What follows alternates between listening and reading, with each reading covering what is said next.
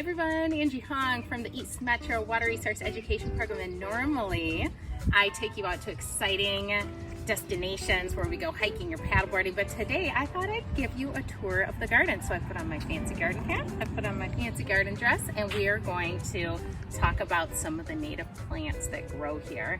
Come on a little bit closer. These ones, we call them the wildflowers. They are Blackeyed Susans.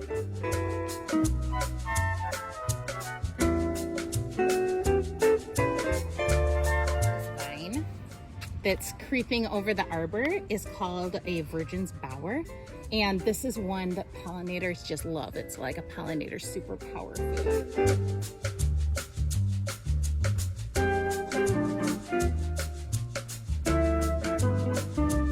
Until we've got some squash and some tomatoes growing here, and this is something that you can do. You can incorporate the native plants along with the vegetables, because the native plants attract the pollinators, and then the pollinators will come and pollinate your vegetables so that you get pumpkins and you get tomatoes.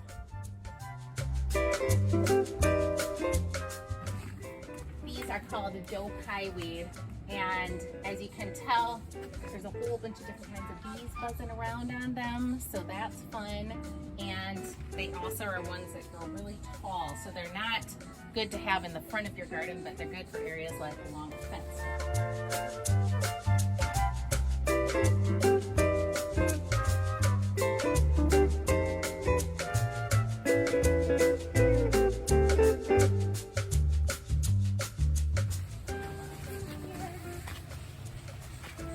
In deep shade like we've got in our backyard, the ferns and these May apples. These are a couple of options that are native plants that grow well in shady areas.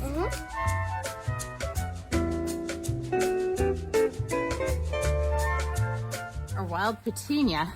And these have such an interesting lifespan because each flower lasts for only one day. So the flowers will come out for one day and then they fall off, and the next day the flowers will appear in a different part of the plant.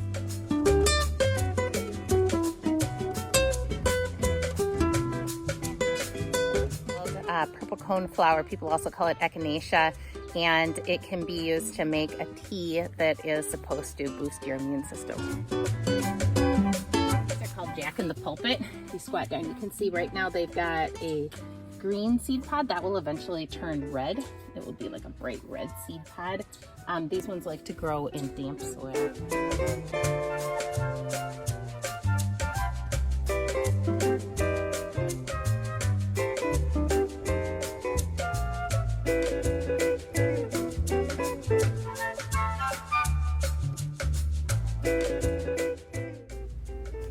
Thanks for touring the garden with us today. I hope you had fun.